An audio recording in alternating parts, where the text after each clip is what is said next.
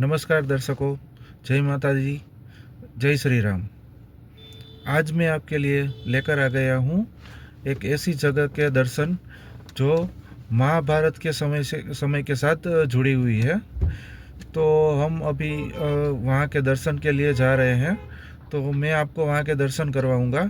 उससे पहले मैं आपको बता दूँ कि जो कोई भी मेरे पहली बार ये वीडियो देख रहे हैं, जो कोई मेरे इस चैनल पे पहली बार आया है, वो सब्सक्राइब ज़रूर कर लीजिएगा और वीडियो अंत तक देखिए और हमें अपनी कमेंट में बताइए कि वीडियो कैसा लगा और सजेशन भी दीजिएगा ज़रूर और लाइक और शेयर ज़रूर कीजिएगा।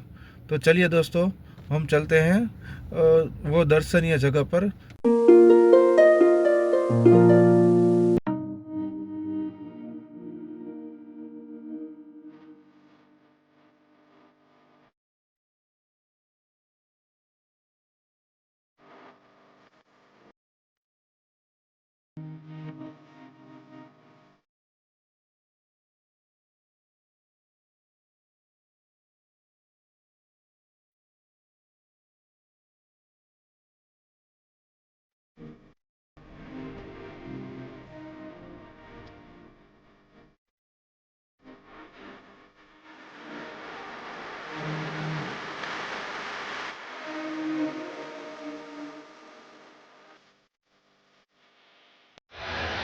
अभी हम पहुंच चुके हैं प्राची।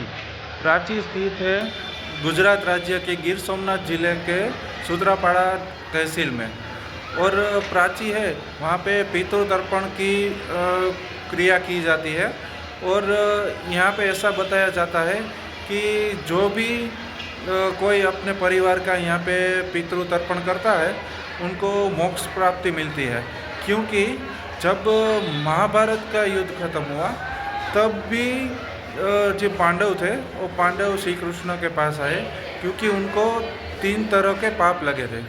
एक था अपने गोत्र पाप, जो उनके अपने कौरव भाइयों को मारा था इसलिए। दूसरा था गुरु की हत्या का पाप, क्योंकि उसने द्रोणाचार्य अपने जो गुरु थे उनको मारा था। और तीसरा ब्रह्म हत्या का, क्योंकि द्रोणाचार्य थे वो ब्राह्मण थे और उनकी हत्या का पाप उनको लगा था।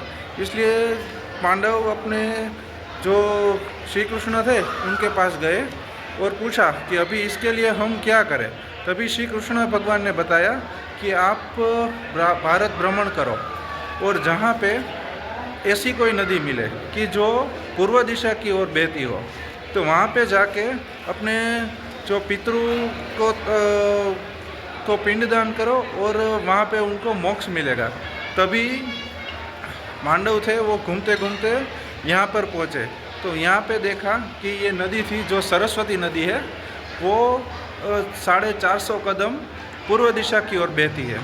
तो वही ये जो श्री कृष्ण भगवान ने बताया था वो समझ के उन्होंने यहीं पे आके अपने जो पितृ थे, जो कौरव भाई थे, जो पाप लगा था, उनका पिंडदान करके वहाँ पे मोक्ष प्राप्त करवाने के लिए सोचा।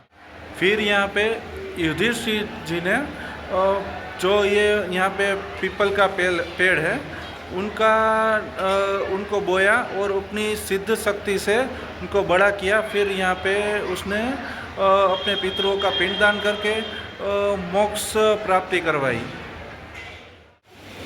ये सुंदर सरस्वती घाट है जो हमने बताया कि 450 कदम यहाँ पे सरस्वती जी जो है पूर्व दिशा की ओर बहती है।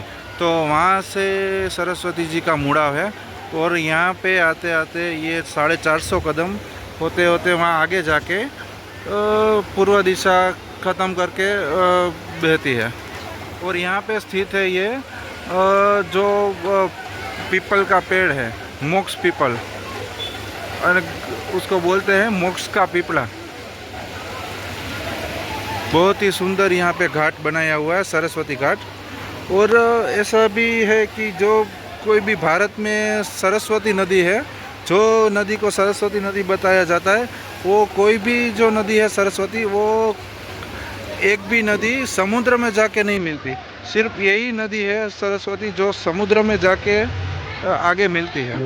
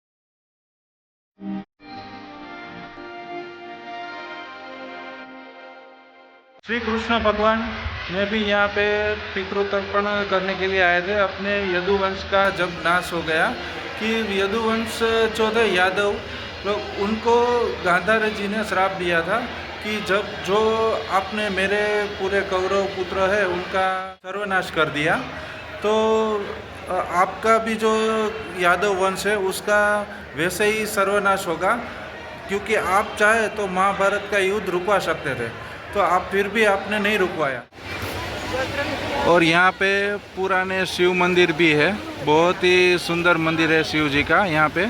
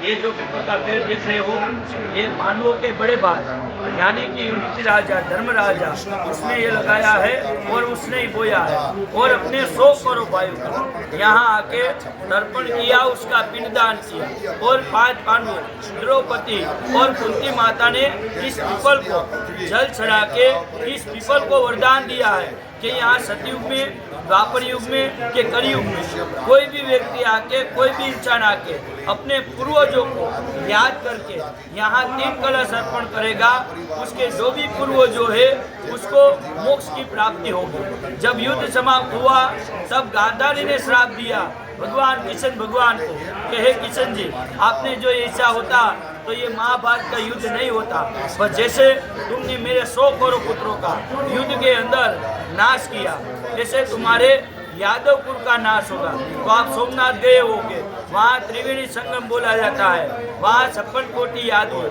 आपस में युद्ध करके खत्म हो गए। भगवान कृष्ण ने फिर उनका यहाँ आके तर्पण किया, उसका पिंडदान किया और इस पीपल को जल चढ़ा के इस पीपल को वरदान दिया है कि यहाँ सतयुग में, द्वापर युग में, कलयुग में कोई भी व्यक्ति आके, कोई भी इंसान आके इस पीपल को जल अर्पण करेगा, उसके जो भी पूर्वज जो है उसको दादा दादी, नाना नानी, मामा मौसी, सास ससुर, साले साली, अंकल आंटी, जो भी स्वर्गवास हुए हो उसको मेरे माध्यम गति से मोक्ष गति मिलेगी। इसलिए बोला जाता है कि तुम 100 बार काशी जाओ और आप प्राची है।